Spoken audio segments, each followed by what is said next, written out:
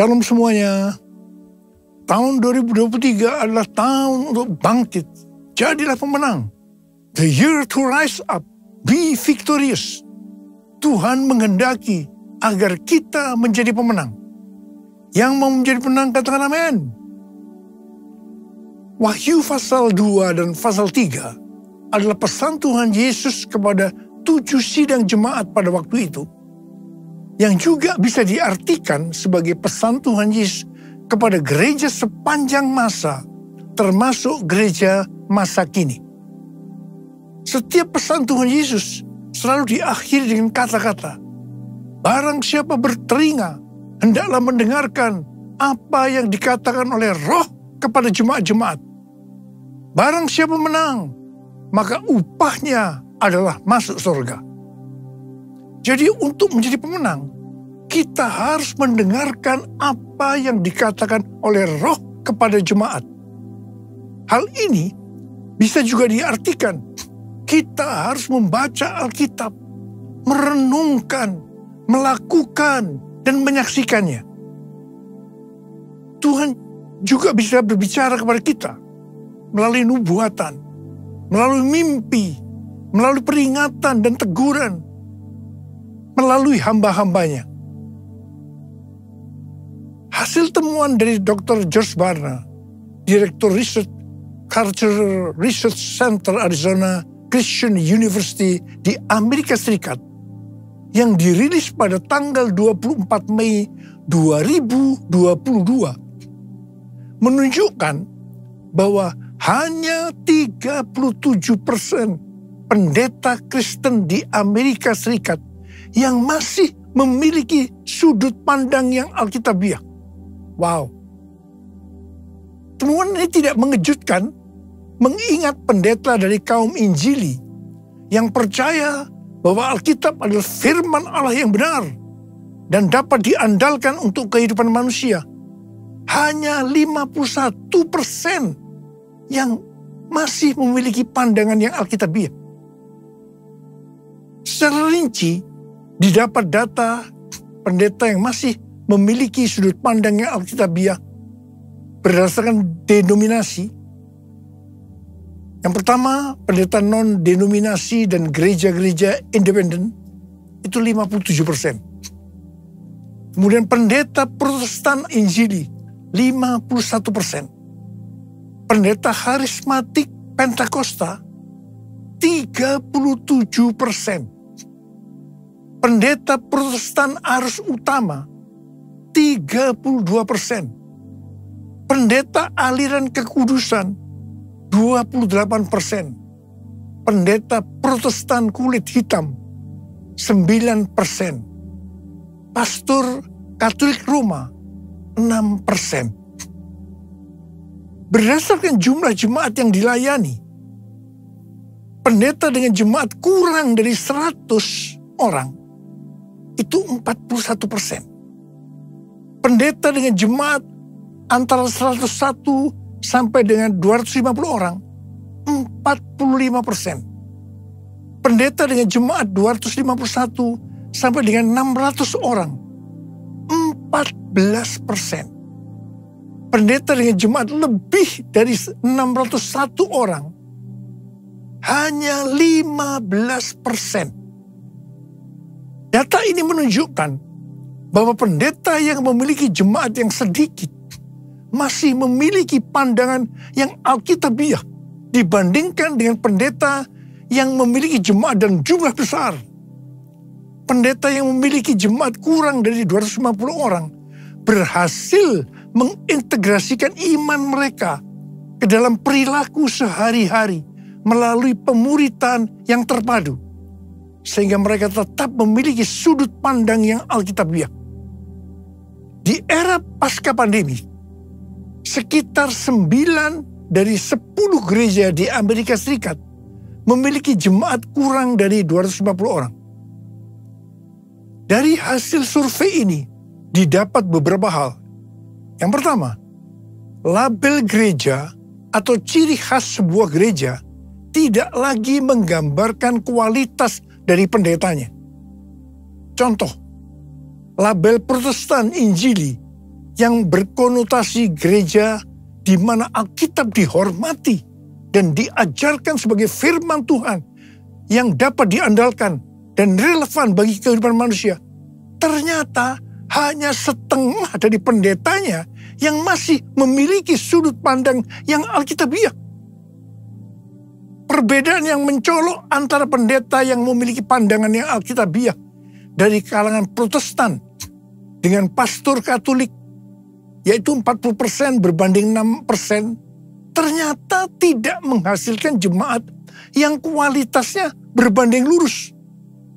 Studi di tahun 2021 mengungkapkan bahwa hanya 5% dari jemaat yang secara teratur menghadiri gereja Protestan dan hanya 1% dari jemaat yang teratur menghadiri gereja Katolik yang masih memiliki pandangan yang alkitabiah.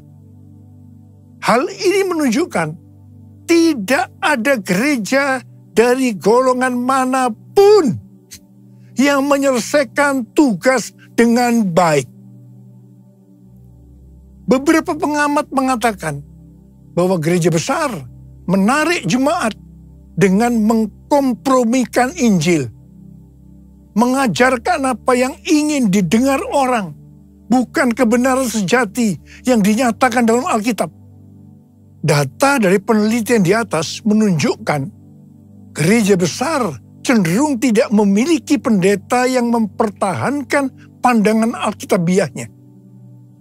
Pendeta dari beberapa gereja besar menarik jemaatnya dengan mengajarkan standar budaya daripada standar Alkitab, dikarenakan pendetanya tidak memiliki pandangan yang alkitabiah. Pendeta yang tidak memiliki pandangan yang alkitabiah tidak akan bisa mengajarkan jemaatnya untuk memiliki pandangan yang alkitabiah. Melihat data-data ini, kita harus benar-benar introspeksi. Apakah saya hidup sesuai dengan firman Tuhan? Dan saya harap ini tidak terjadi di Indonesia. Salah satu cara untuk melihat apakah hidup kita sesuai dengan firman Tuhan adalah seperti yang disebutkan dalam Wahyu 2 ayat 1 sampai dengan 7. Yaitu apakah kita masih tetap memiliki kasih mula-mula. Apapun yang kita lakukan untuk melayani pekerjaan Tuhan, kalau itu tidak didasarkan kepada kasih yang mula-mula, Tuhan akan berkata kepada kita, betapa dalamnya engkau telah jatuh. Bertobatlah dan lakukanlah lagi apa yang semula engkau lakukan. Jika tidak demikian, aku akan datang kepadamu dan aku akan mengambil kaki dianmu dari tempatnya jikalau engkau tidak bertobat. Sesuai dengan keterangan Alkitab penuntun hidup berkelimpahan, mengambil kaki dianmu itu artinya Tuhan akan menolak dan mengeluarkan kita dari dalam kerajaannya. Jangan sampai kita mengalami hal yang seperti ini. Saya berdoa supaya setiap kita tetap dalam kondisi kasih mula-mula. Jesus, Lord Jesus,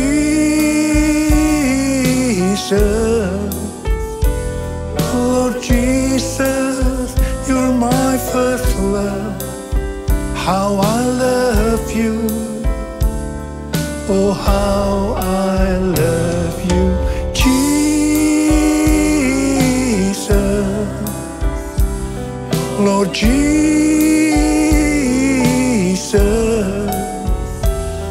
Lord Jesus, you're my first love. How I love you, oh, how I love you, Lord. Tahun 2023 adalah tahun untuk bangkit. Jadilah pemenang. Elia menjadi pemenang melawan nabi-nabi Baal, sehingga membuat orang Israel bertobat. Orang Israel bertobat karena melihat api Tuhan turun. Api Tuhan turun karena doa Elia. Sebelum berdoa, yang dilakukan oleh Elia adalah memperbaiki mezbah Tuhan yang telah diruntuhkan. Artinya, memulihkan ibadah mereka kepada Tuhan. Pertama-tama yang dilakukan Elia adalah membuat mezbah dengan menyusunnya dari 12 batu. 12 batu berbicara tentang unity di antara suku-suku Israel. Untuk menjadi pemenang dalam hal memenangkan jiwa bagi Tuhan, yang paling utama harus terjadi unity di antara kita. Kita harus saling mengasihi.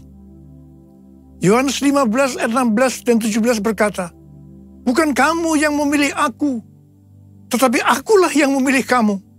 Dan aku telah menetapkan kamu, supaya kamu pergi dan menghasilkan buah, dan buahmu itu tetap, supaya apa yang kamu minta kepada Bapa dalam namaku, diberikannya kepadamu. Inilah perintahku kepadamu, kasihilah seorang akan yang lain." Yohanes 13 ayat 34 dan 35 berkata, "Aku memberikan perintah baru kepada kamu, yaitu supaya kamu saling mengasihi. Sama seperti aku telah mengasihi kamu, demikian pula kamu harus saling mengasihi. Dengan demikian, semua orang akan tahu bahwa kamu adalah murid-muridku, yaitu jikalau kamu saling mengasihi." Matius 5 ayat 23 dan 24 berkata, "Sebab itu, jika engkau mempersembahkan persembahanmu di atas mezbah, dan engkau teringat akan sesuatu yang ada dalam hati saudaramu terhadap engkau, tinggalkanlah persembahanmu di depan mezbah itu, dan pergilah berdamai dahulu dengan saudaramu, lalu kembali untuk mempersembahkan persembahanmu itu."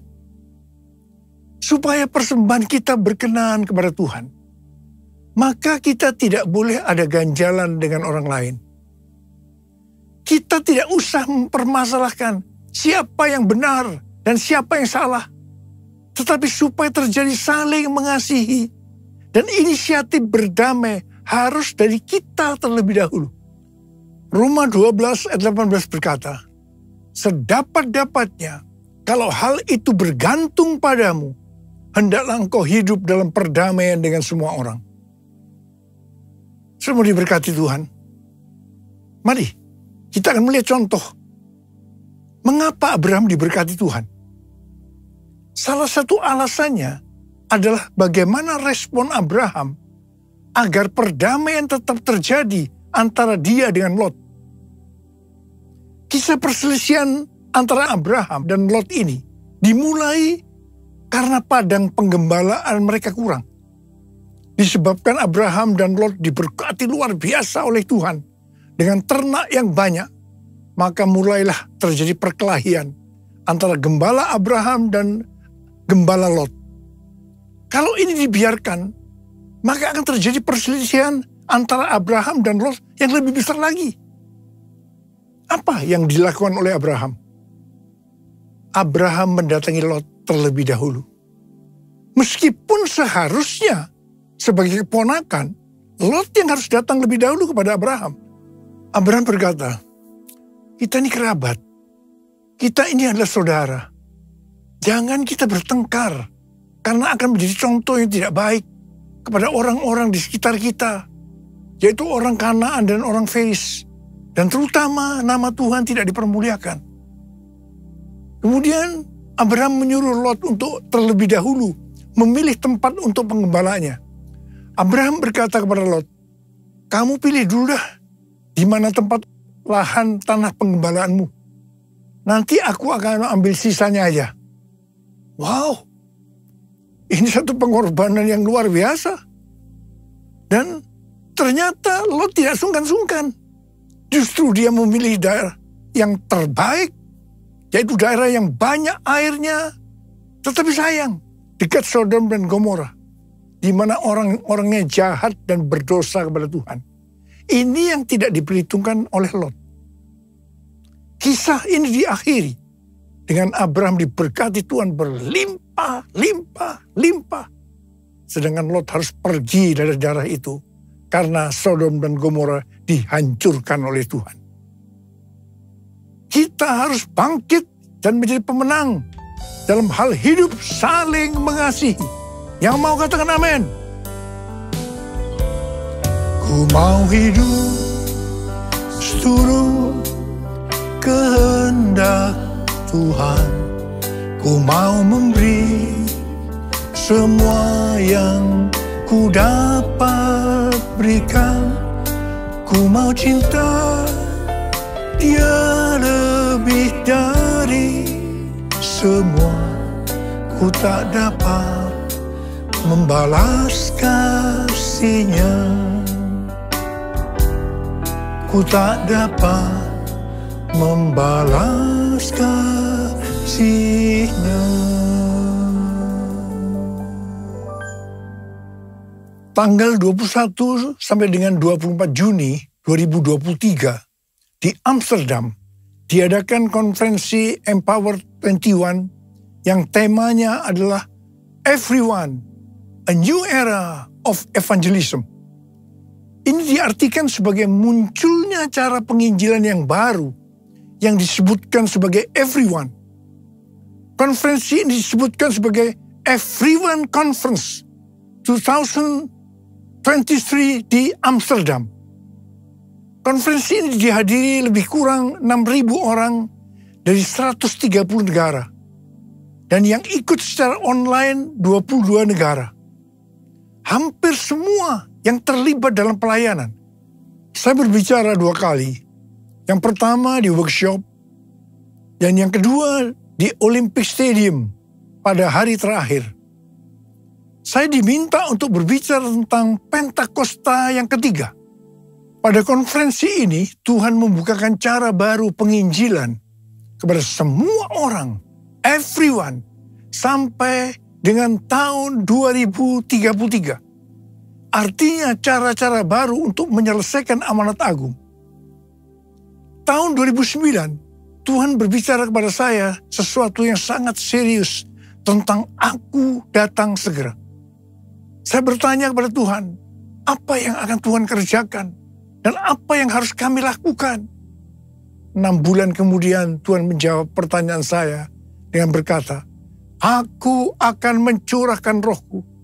Aku akan mencurahkan rohku, kata Tuhan.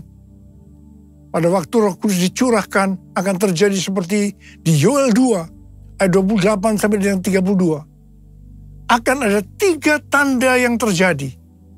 Tanda pertama, anak-anak, pemuda, orang tua akan dipakai Tuhan secara luar biasa. Haleluya. Tanda yang kedua, akan terjadi mujizat-mujizat secara luar biasa. Dan tanda yang ketiga, akan terjadi goncangan-goncangan yang luar biasa.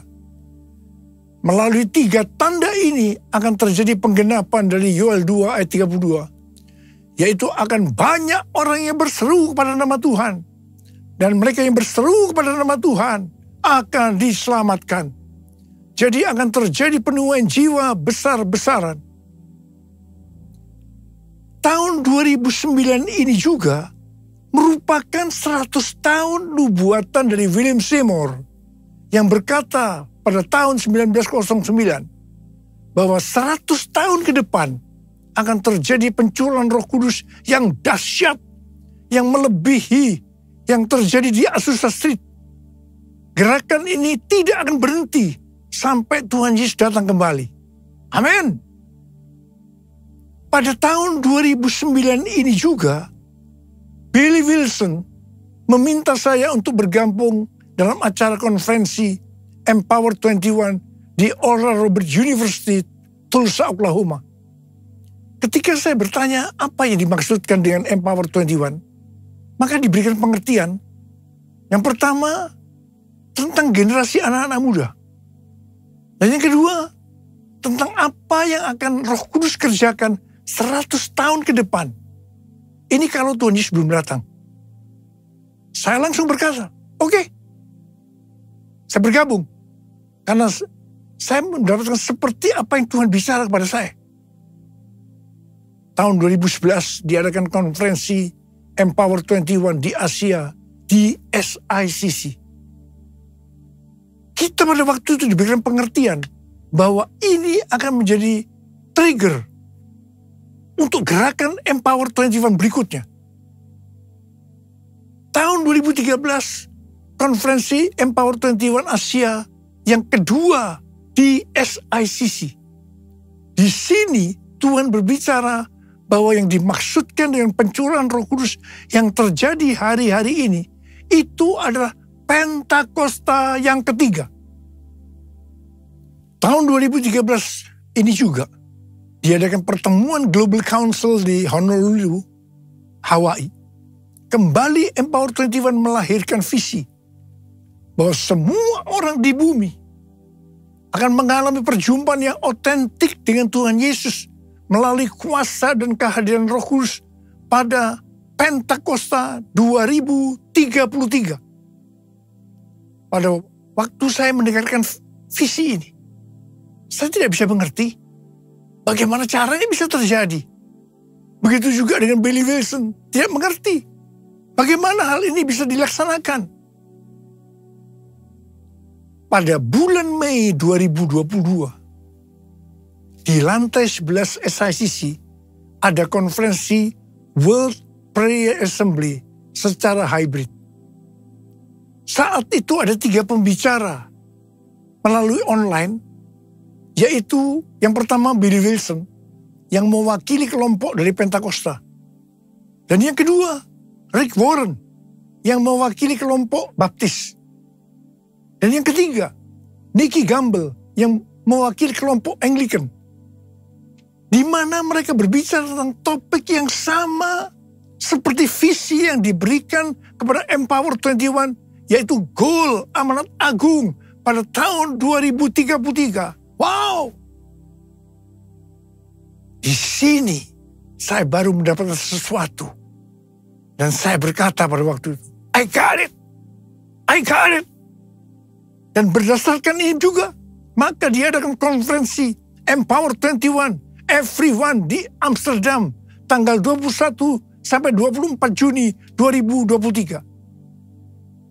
Tuhan menuntun kita untuk menyelesaikan amanat agung dengan memberikan pengertian bahwa dalam 10 tahun ke depan, setiap orang berhak untuk berjumpa dengan Tuhan Yesus secara otentik melalui kuasa dan hadirat Roh Kudus.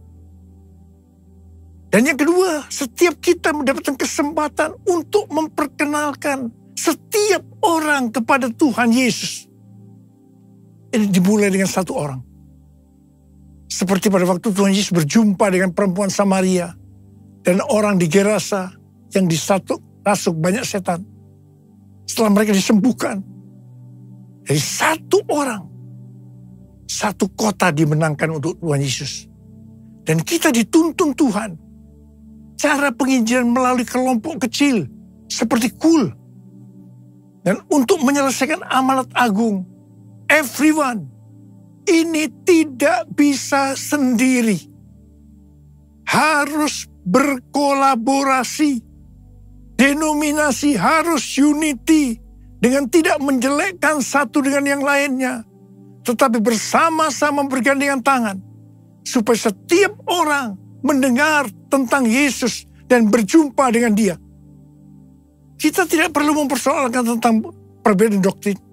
Yang penting, kalau visinya sama untuk menangkan jiwa bagi Tuhan Yesus, kita harus bergandengan tangan. Saya tahu ini pesan Tuhan yang sangat kuat untuk hari-hari terakhir ini. Bahwa kita diminta untuk unity. Berkolaborasi. Menghilangkan segala perbedaan-perbedaan yang ada selama ini. Tidak perlu dipermasalahkan.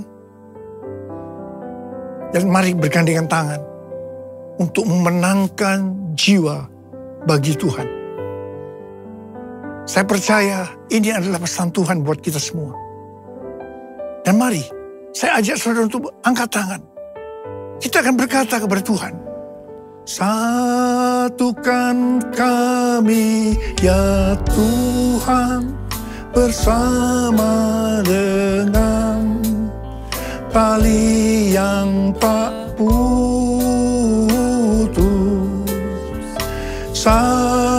Satukan kami ya Tuhan bersama dengan kasih sempurna.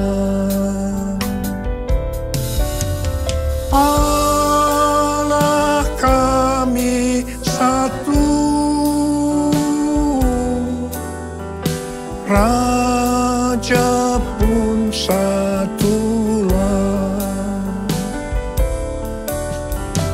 Tubuh Kristus satu,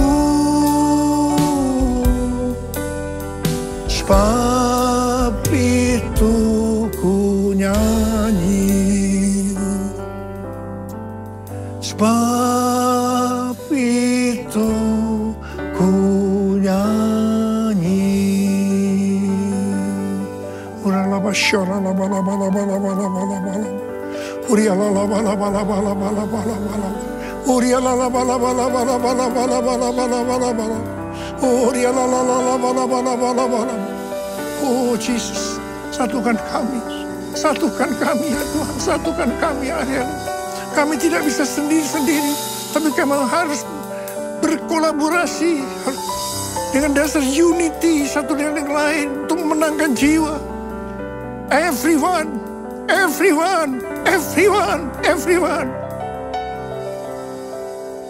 2033. Kami tahu Tuhan, setelah amanat agung selesai, Engkau akan datang kembali. Sebab itu ku nyanyi, sebab itu ku nyanyi.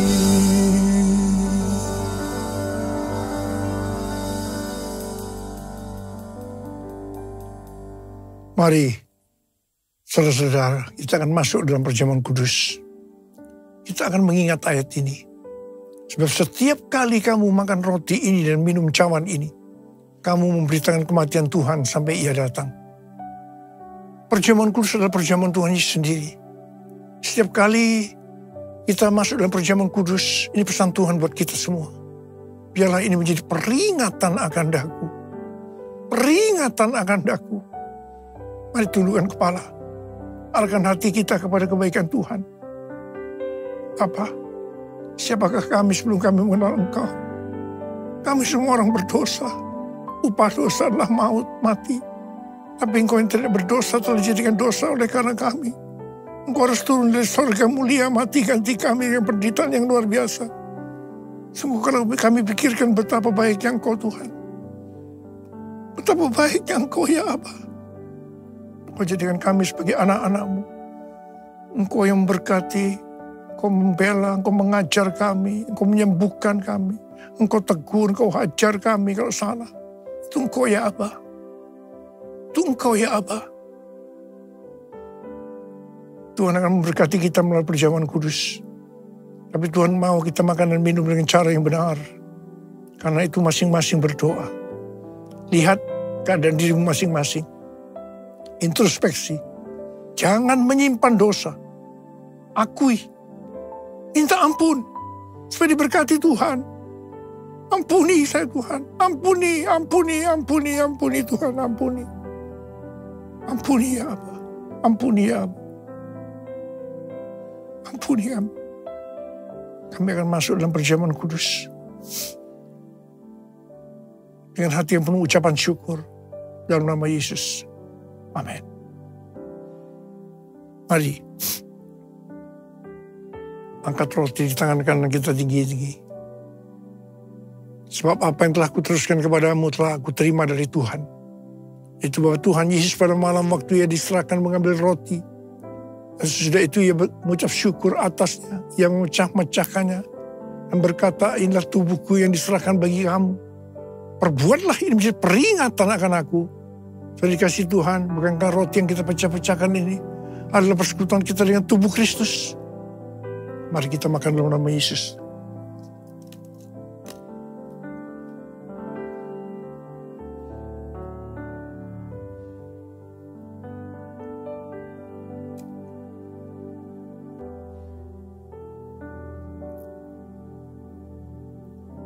angkat cawan di tangan kita tinggi-tinggi. Mungkin juga yang mengambil cawan sudah makan lalu berkata, cawan ini adalah perjanjian baru yang dimeteraikan oleh darahku. Perbuatlah ini setiap kali kamu meminumnya menjadi peringatan akan aku. Saya dikasih Tuhan, bukankah cawan pengucapan syukur, yang atasnya kita ucapkan syukur, adalah persekutuan kita dengan darah Yesus. Mari kita minum dalam nama Yesus.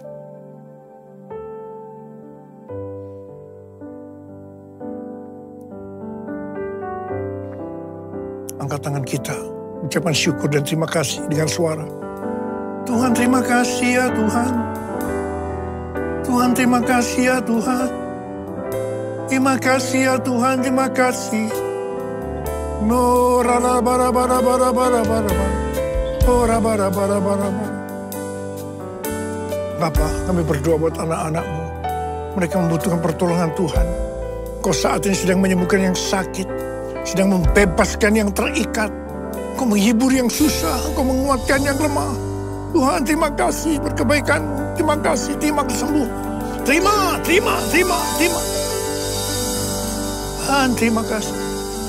Terima kasih Yesusku. Terima kasih Yesusku. Puji syukur hanya bagi Tuhanku. Terima kasih Yesusku. Terima kasih Yesusku. Puji syukur hanya bagi Tuhanku. Terima kasih. Terima kasih Yesusku. Terima kasih Yesusku. Puji syukur hanya bagi Tuhanku. Terima kasih Yesusku. Terima kasih Yesusku. Puji syukur hanya bagi Tuhanku. Puji syukur hanya bagi Tuhanku. Puji syukur hanya bagi Tuhanku.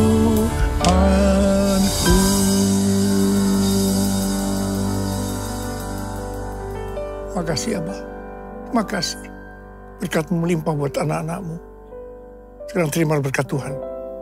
Kasih karunia berlimpah-limpah daripada Allah Bapa dalam anak yang tunggal Yesus Kristus. Persekutuan yang manis dengan Roh Kudus menyertai saudara sekalian mulai hari ini. Sampai Tuhan Yesus datang menjemput kita di awan-awan dan bahkan sampai selama-lamanya. Yang percaya bersama-sama katakan, Amin.